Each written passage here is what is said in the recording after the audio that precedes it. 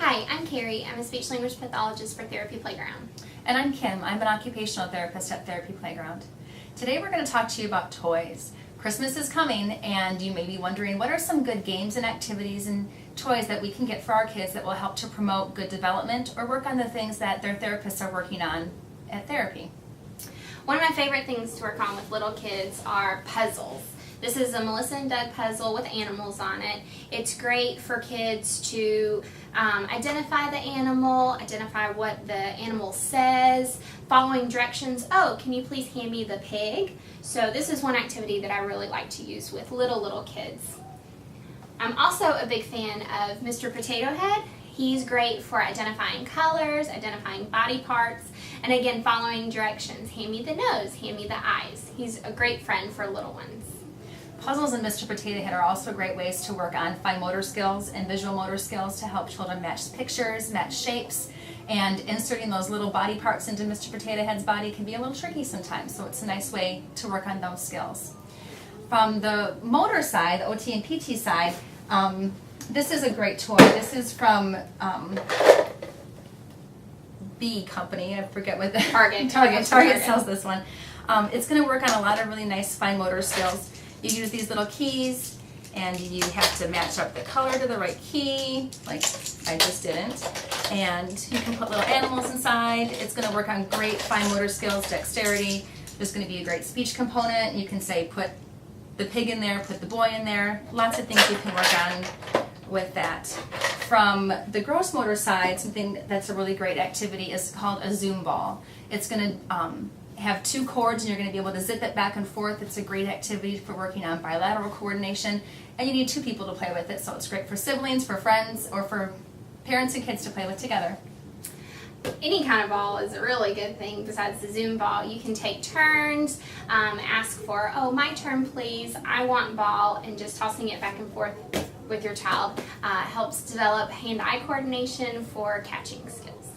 One of my most favorite activities is called headbands, and this game is great. I've been able to modify it for most ages, and I have my kids go through and they have to describe the picture that's listed, or they have to guess what their animal is. It's really great for reasoning skills to identify, well, if I'm not an animal, then I can't guess a horse.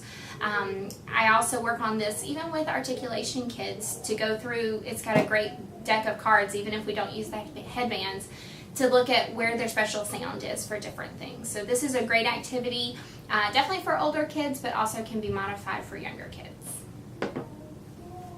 More gross motor ideas for those little toddlers and the ones that are learning how to walk are any kind of push toy, something that they can stand behind, they can walk while they're pushing. Is going to be a really great way to help learn how to walk. This is a nice one by Fisher-Price because it can go from being a walking push toy or down into a nice little riding around the house, around the yard toy. It's a great choice, and it's going to last your child a long time, and it doesn't require batteries. Hippity hops, sit and spins, balance boards, things that you have to kind of stand on and balance your feet on while you're playing with balls, and playing catch are some other great ideas for the older kids that need to work on maybe their leg strength, their coordination, or their balance skills. This is also a fun one for little kids. Boys definitely like it, but I have lots of girls that love to play Ned's Head also. When you reach inside Ned's head, you find all these icky, sticky, gross things like Ned's brain or his loose tooth.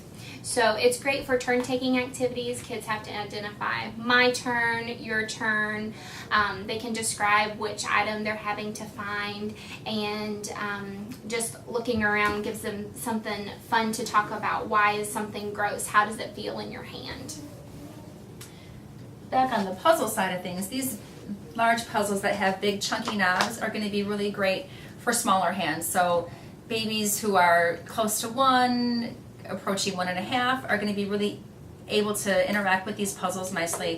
And again, they can work on the matching, the identifying, the describing, but they're going to be much easier for a little hand to handle. They're going to help to promote some good hand use skills.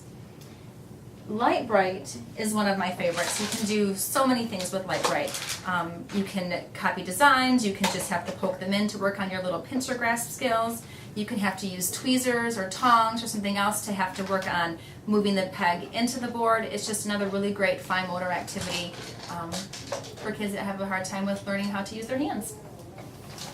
One thing that's great for speech and for OT skills are shape sorters like this. This is just one example of many shape sorters that you can get. When I work with my little ones, I'll have them request the block, so block, and then we build our sentences. Block, please. I want block. I want purple block. I want the purple block, please. And it helps with identifying colors, identifying shapes, so there's lots and lots of good language skills that you can get with shape sorters.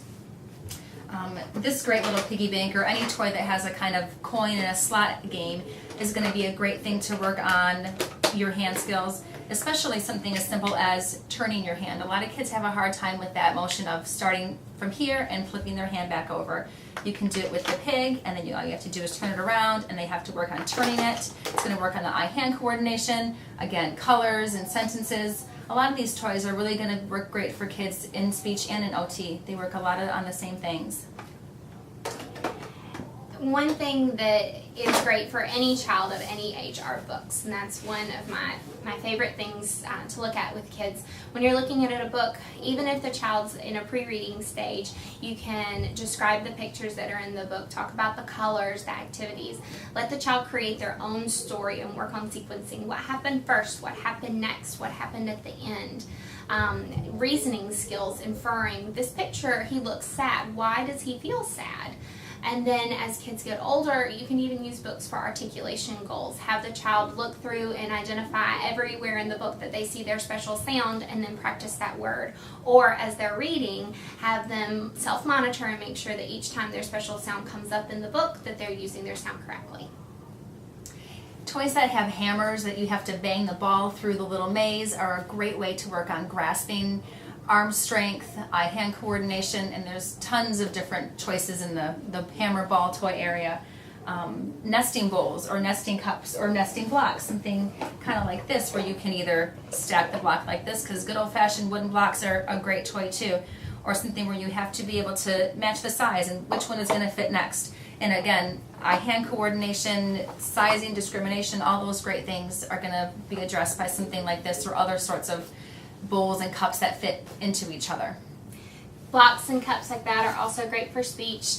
Identifying, this one has a truck and a card and a pencil. Talking about learning new vocabulary. Cups that are just simple colors, requesting the color or following directions. Put the purple cup on the green cup. Put the purple cup under the green cup. Helps with those prepositional words that kids are working on.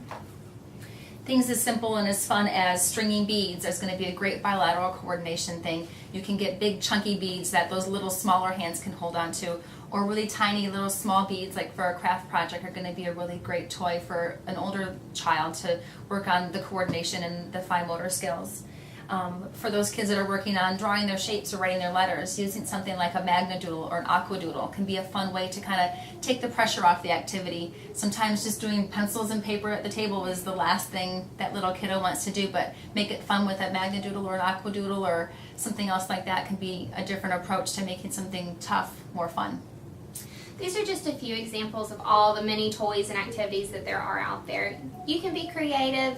When you present a toy to a child, they think they're getting to play a game, and they are, and they're having fun, but you're also sneaking in a little work on the without them knowing it. So if you have any questions about what your child might need to work on, talk with their therapist or their teacher at school. What areas are they struggling in, and what areas are they going to be developing soon, and you can work activities around meeting their needs. Thank you for joining us today. Happy holidays!